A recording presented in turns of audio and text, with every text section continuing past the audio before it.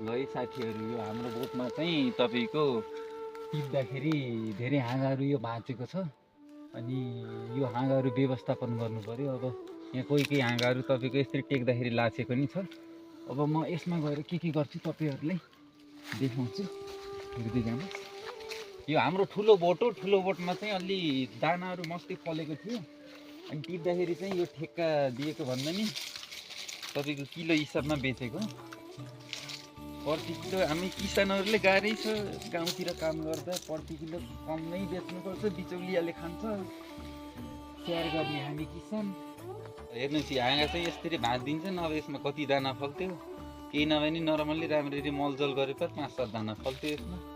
यस्तो हानी नि बेहोर्नुपर्छ, गाह्रो छ। यी साना साना हाँगा यसमा मर्मत गर्नै गाह्रो छ साथीहरू। देख्दाखेरि सुन्तला खाना मात्र मिठो हो, यसमा काम गर्न चाहिँ काँडाले बित्छ। त्यस्तै छ।